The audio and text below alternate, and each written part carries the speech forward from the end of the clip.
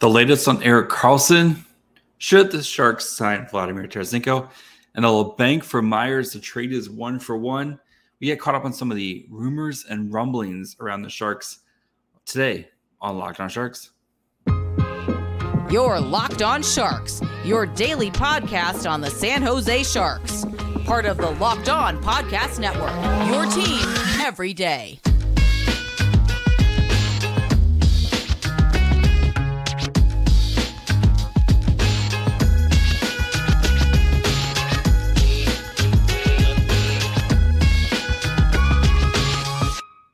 Hello, welcome to Locked On Sharks, the premier hockey podcast covering your favorite team in the Bay Area. My name is JD Young, contributor at San Jose Hockey Now and Inside the Rink, and I want to thank you for making Locked On Sharks your first listen. Proudly a part of the Locked On Network. We cover your team every day, and if you want to be an everydayer, all you got to do is just follow along wherever you get podcasts, or you can watch on YouTube as well. And today we're going to spend the day catching up on some of the rumors and rumblings and nuggets around the Sharks, and what could or could not have been with San Jose. And I think we have to, of course, start with Erik Karlsson, who still remains a San Jose Shark as we're recording this on Thursday night. But all signs are pointing to Karlsson should be traded at some point, and it's probably going to be either the Pittsburgh Penguins or the Carolina Hurricanes. And Shangpeng did a really good, Shangpeng of San Jose Hockey Now, did a really good job of coming up with some potential trades that seem very fair. Go read the articles. I don't want to spoil them too much. But, most of them, it's kind of how much are the Sharks going to be willing to eat? And I think that's the game we're waiting for right now, right? Is Carolina, Pittsburgh both make sense on different levels for each organization to acquire Erik Karlsson. I think Pittsburgh makes more sense just because I think they are, I don't want to say more desperate team, but I think they need a superstar impact player to help out your Sidney Crosbys, of the world. While I think Carolina is a excellent team, and maybe they're looking for that one last piece to put them over the edge. But we've seen Brent Burns and Erik Karlsson play together, granted different organization with the Sharks. But if I had to guess, I would say Pittsburgh is the one I think that makes the most sense, because I think it's a cleaner transaction, just because I think they have an easier route to get there than than Carolina does. But I think it's going to come down to how much are the Sharks willing to eat of this contract. And just as a reminder, if you've been not paying attention or whatever, the Sharks can retain up to 50% of Erik Karlsson's salary of $11.5 million for the next 4 seasons. So whatever they retain, that is going to be on their books for the next 4 seasons. When Mike Grier, when asked about it, says we're not going to retain all, 50%, because that's a lot of money, right? And I know the Sharks cap is going to get a lot better here soon, but in a few years, you're going to have to start kind of maybe paying some of these younger players. Eklund, Will Smith are both going to be up for new deals, and if they're as good as we expect, they're probably going to be some substantial guap, as the kids say, with those deals. So you don't want to tie up that much money for that long. I totally understand that from the Mike Grier side of it. And I think right now it's just coming down to a poker game of who blinks first, right? Is Mike Grier going to, I don't know, the rumors are he's sitting around 20%, 25%. Who knows? Again, this is just hearsay from the insiders. Who knows what the exact number is right now? But if Mike Grier, is he going to kind of blink and go up to, whatever it is, if it's $3.5–4 million retained, and that puts Erik Karlsson in the, $7.5 to $8 million range, which seems much more palatable for a team to have a literally the reigning Norris defenseman coming off 101 historical season. Adding that under their cap, for the next 4 seasons, compared to a $9.5 million if the Sharks only eat $2 million of it. I know it's only $2 million difference here, but in this flat cap world, $2 million, that's a lot of, that's fair amount of wiggle, a fair amount of money here that we're still kind of bickering about. And I think it's going to come down with whoever blinks first. Maybe Pittsburgh, maybe Mike Grier has asked for one more asset, which is his, right? He has said, I'm not going to give Erik Karlsson away. Asked straight about that. He said, I'm not going to give Erik Karlsson away. Makes sense, right? This is kind of the best asset you have, kind of that last like grade A asset that you have to try to trade, right? You traded Brent Burns, you traded Timo Meier, and then you traded Erik Karlsson. I know they should trade Tomas Hertl and trade Logan Couture. I just don't see that happening, right? Logan Couture is the captain, and he said he loves it in San Jose. He wants to be here to turn things around. He's built a life here. He has a 3-team no trade, like basically a 3-team move clause. Unless Logan Couture goes to Mike Grier and says, I want out, Logan Couture is not getting traded, right? Tomas Hertl just signed, also kind of in the same boat with a no movement clause right now, and then which will eventually kind of whittle down. But I still think having those guys on the roster right now is really valuable for your young players, which I've discussed about before, right? Having guys who know what they're doing, and that way you're not just throwing a bunch of kids out there to try to figure things out. You're allowing these guys to kind of grow with some of these veterans who've been there, done it. They've seen every situation. It's valuable to have these guys on the team. And I think Hertl and Couture, that's their job right now, is to kind of shepherd in the next wave of guys. So Karlsson, though, that's your last big piece, and you should be wanting to try to squeeze every little asset out. If it's an extra pick, or maybe you're moving up a round in a pick, or maybe you're going from a B prospect to a B plus prospect, whatever it is Mike Grier is trying to squeeze out, that is his job to do, is to try to get the very, very best offer. And it seems like Erik Karlsson is pretty set on, being pretty open on who he goes to. There's word that he prefers Pittsburgh, which I, again, see, right? You don't have to kind of split time with Brent Burns. You would be the guy there. They're a winning culture. Not that the Hurricanes aren't a winning culture, but you would kind of be the guy. You wouldn't have to kind of share the potential spotlight again, like we saw with Burns and Karlsson before. So, but, on the Penguin side, right, it's their prerogative is to try to get the best possible deal for themselves. And that's, if getting the Sharks to eat another $1 million or $500,000 or whatever the number is, that's their job too. And I think this is going to be kind of a slow, it seems like free agency has almost come to a standstill until Erik Karlsson gets traded, right? I feel like Matt Dumba's waiting to get signed based on what happens with Erik Karlsson, the potential Tony DeAngelo trade to back to the Hurricanes. Again, I think everything's kind of hinging on what Erik Karlsson does. And I think once Erik Karlsson finally gets traded, we're going to see kind of the rest of free agency play out here, because whether other potential moves, if it's what the Sharks do, if they sign Matt Dumba, if Pesci gets traded, whatever else kind of other shoes may drop after the Karlsson trade, I think that's kind of what the hockey world's waiting on. So I think it still happens. It could literally be like this weekend, or it could be a week before training camp. That's the tough thing about this. Remember, Karlsson didn't get traded from Ottawa to San Jose until mid-September. I think training camp was just about ready to start, or it just started, and he got traded then. So it could be one of those things where this goes deep into the offseason, and we're still waiting to see what happens with Erik Karlsson. So whenever it does happen, I will put out an episode as soon as possible, as soon as humanly possible. If I'm stuck at work or doing whatever I'm doing, I will try to get something out for you guys as possible. But we're in Panda Watch day like 12 right now. So on the Erik Karlsson front. So before we continue, talk about the potential signing of Tarasenko. We look at the Labanc for Myers 1-for-1 trade. I do need to take a quick break and talk to you guys about our friends over at Athletic Greens. And I know how hard it is to try to eat healthy and take care of your body, getting that proper nutrition. You're busy, you're stuck at your desk, you're eating whatever you can, just get through the day.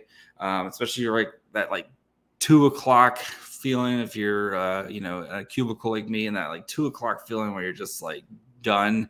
You're ready for a snack, you're ready for some coffee, you're ready for whatever. Why don't you start your day with the ultimate daily nutritional assurance? 1 single scoop of AG1 in a glass of water. You can do just that. Absorb 75 high-quality vitamins, minerals, whole food source superfoods, probiotics, adaptogens, to help start your day right. Athletic Greens is created when the founder experienced a ton of gut health issues and ended up with a complicated supplement routine that to recover. It costs him $100 a day, which just isn't sustainable. So he created Athletic Greens after experiencing how difficult it was to create optimal nutrition on your own, and it's just about $3 a day. So right now, it's time for you to reclaim your health and arm your immune system with a convenient daily nutrition. To make it easy, Athletic Greens is going to give you a free 1-year supply of their immune-supporting vitamin D and 5 free travel packs with your first purchase. All you have to do is visit athleticgreens.com/NHL Network. Again, that's athleticgreens.com/NHL Network to take ownership over your health and pick up the ultimate daily nutritional insurance. All right, so then the other kind of rumor out there is Vladimir Tarasenko, who still is a free agent. Last year played for the Blues and then was traded to the New York Rangers in a deadline deal to help the Rangers try to get over the hump. Of course, we know the Rangers lost to the Devils in the playoffs, and now we're rooting for the Devils to make it to this Eastern Conference finals next year. But Tarasenko, like I said, free agent, played 69 games last year. Very nice. Had 18 goals, 32 assists, 169 shots on goal. Double nice. His average time on ice was 16:48. Corsi for 45.56, and his goals for was at 50.55. You pull up his evolving hockey card, and the defense isn't there, but you don't pay Vladimir Tarasenko to play defense for you. Vladimir Tarasenko is an absolute sniper. Still positive offensively. Playing first-line minutes last year, he was 50th percentile offensively, 4th percentile defensively, 23 percentile overall. His defense was bad. You think Erik Karlsson's defense was bad? Vladimir Tarasenko would like a word.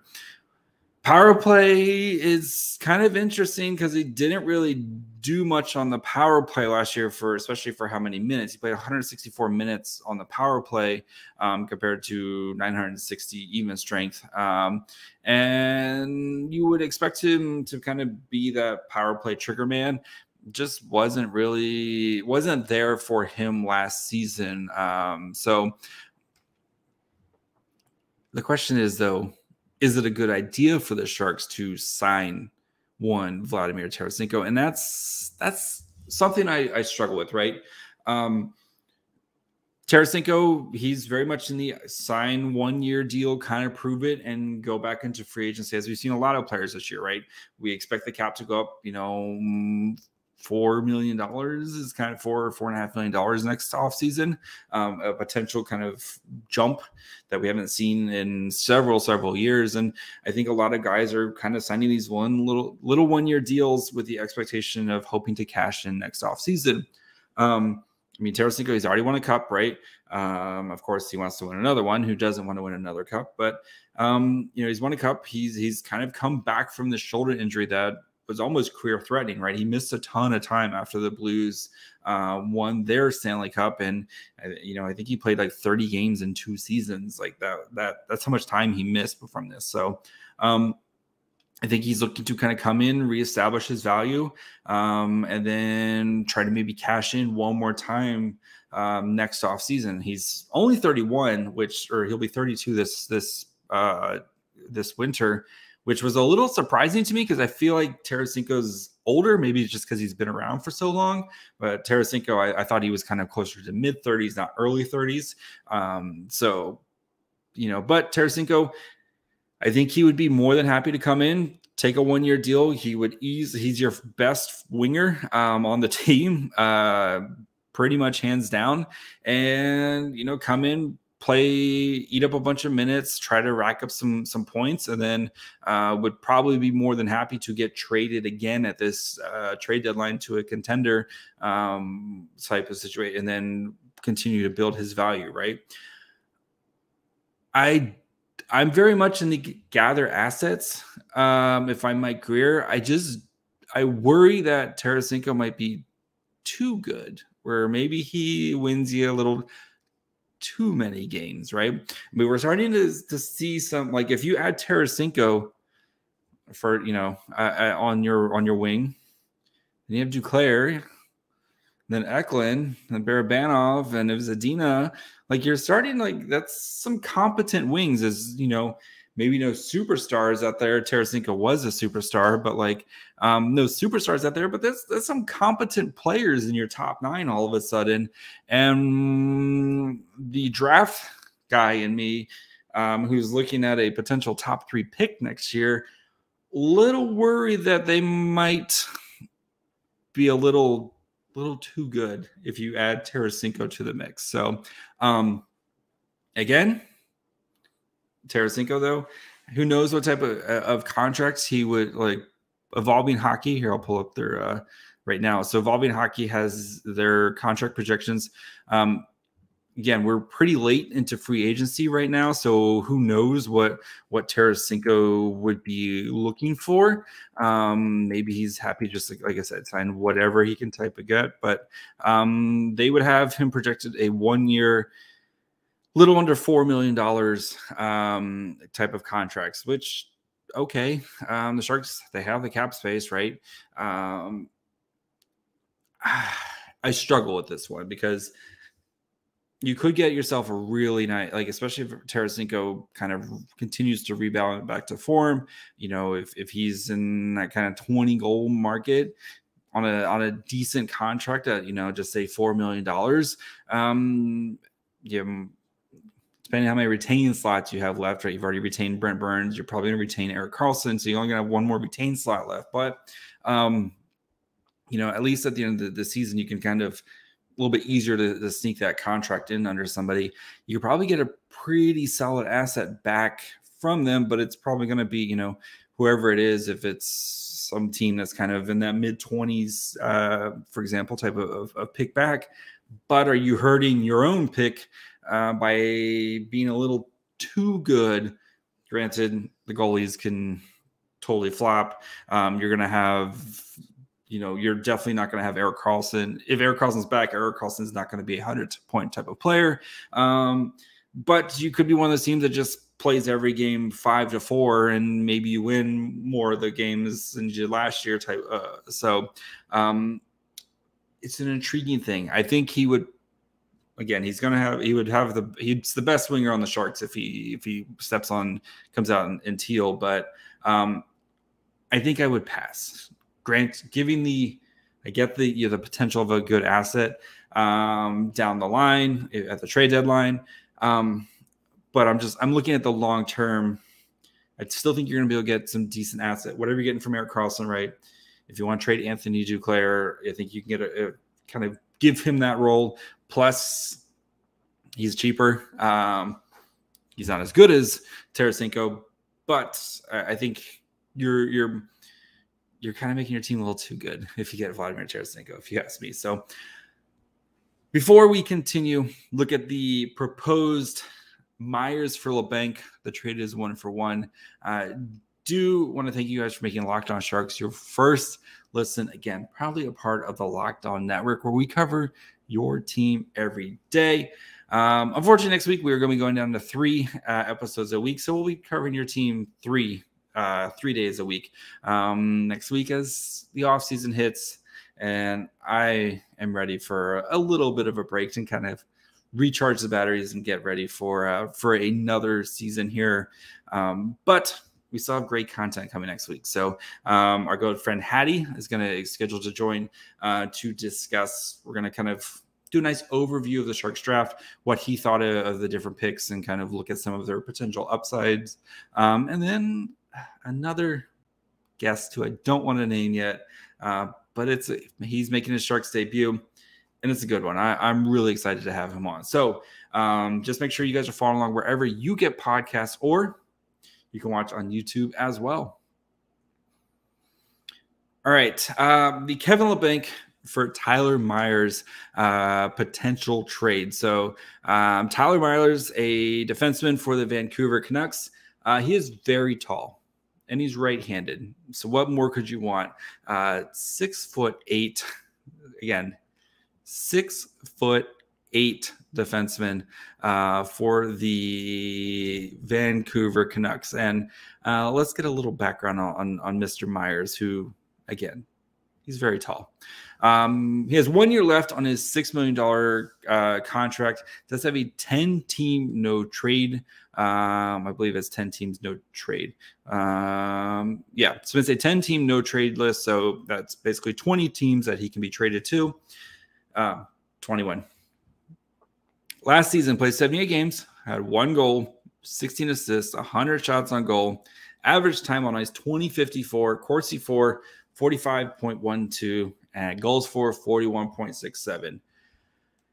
And Tyler Myers did not have a great season. He's 33. He was a 3% playing way over first pairing minutes, played 1,600 minutes last season, 1,400 even strength, way over first pairing minutes for the Canucks. 3 percentile player, 10th percentile offensively, 19th percentile defensively. Expected goals above replacement. When he's out there, he is a black hole offensively. He just does not create offense. Oh, he's above replacement level on goals, above replacement level on even, on defensively, but it's nothing to write home about. Shorthanded, he played 170 minutes shorthanded last season, and again was below replacement level in goals above replacement and expected goals replacement. Takes too many penalties and doesn't draw enough penalties as well. So the potential trade is a Kevin Labanc for Tyler Myers straight up. And I scratched my head on this trade because as much as Kevin Labanc has become kind of the whipping boy for a lot of Sharks fans and very divisive among Sharks community, especially when you look at the eye test guys versus the analytics guys. And Kevin Labanc is a analytics kind of darling. But when you watch Kevin Labanc most nights, you're kind of like, you see some stuff there and you think maybe if he this and maybe if that. It's one of those where they don't really match, right? But I still think Kevin Labanc could get you something else, right? And I would rather go into the season with Kevin Labanc, who's on the last year of his deal, and try to see if you can pump up the value a little bit. If he's maybe playing first line power play, if he's playing on the third line with Nico Stern and Luke Cunnin this season, or Zetterlund or whoever he's playing with, right? Trying to kind of create a more cohesive line mates for him. Hopefully you have a little bit better power play too, where he can maybe pot some goals or pot some points, get some points that way. And then just go into the trade deadline and see if you can get whatever you can get for him. Because I would rather have a future asset for Kevin Labanc, whether it's like a 4th round pick or whatever it is, than Tyler Myers, who again is much older than Kevin Labanc. Granted, he is very tall, but just it feels like you're just swapping problem children, and you're giving the Canucks a little bit of cap space health, which of course the Canucks are one of the worst teams when it comes to cap space this offseason, right there. Currently, they're the second worst team when it comes to they're over the cap by $4.3 million right now. The only team worse right now is the Maple Leafs. Like, LTIR is going to help alleviate that, all that fun stuff. But still, like, the Canucks have a capped out team, and they don't have much to show for it, right? They have some tough contracts, and including Tyler Myers. Granted, I think next year their cap situation starts to clear up a little bit, but then they only have like 10 guys under, and they don't have a lot of guys, I think, who are ready to kind of contribute in the pipeline. So they're kind of in a tough situation, right? Where and again, I know shaving off $1 million basically, going from the Myers to the Labanc, doesn't seem like a much, but for when you're a team where you're counting every penny, $1 million is going to feel like a lot of space for them. That's, you can get another player basically under your roster, like another cheap player under your roster with that $1 million space. So you're basically turning Tyler Myers into Kevin Labanc plus a cheap contract type for the Canucks. And for the Sharks, again, you could potentially flip Myers at the deadline. People always looking for right-handed big defensemen and going into the playoffs. What if he just plays bad again for the Sharks and then you can't trade him? I would rather take the gamble on Kevin Labanc, who you know exactly what you're getting from him. If Kevin Labanc's bad this season and you're unable to trade him at the trade deadline, then whatever. I think he walks in free agency. Thank you, Labanc, for your for your time in Teal. I'm sure the video when he comes back to San Jose for the first time is going to have highlights from Game 7 and him playing with Joe Thornton a bunch. So it feels like a weird trade to me. If you could maybe get something else back, a pick, something else, okay, you could talk me into it. I think you're taking a gamble on a little bit of an unknown. And Tyler Myers, like I said, he is older. He's bad defensively and doesn't provide you. He's a black hole offensively. And yeah, he is really tall though. So don't do that trade. History is littered with the trades that never happened, that almost happened, right? The Hurdle and Timo Meier for TJ Oshie and Kevin Shattenkirk. Looking back now, that's you didn't make that trade if you're Doug Wilson, right? So again, plenty of what ifs with that, but I would definitely not do that. I think Kevin Labanc could get you something back a little bit better. So that is going to be it for me today. We'll be back on Monday. Like I said, Hattie is scheduled to join. Gonna, do a nice little recap of what he thought of the Sharks draft, and then special guest next week. And again, whenever we get the Karlsson trade, I'll throw out an episode as soon as I possibly can. So again, make sure you guys are following along wherever you get podcasts. And of course, you can watch on Twitter. You can follow the show on Twitter, Facebook, and Instagram, and Threads at Locked On Sharks. You can follow me on Twitter and Threads at MyFryhole. And until Monday, bye, friends.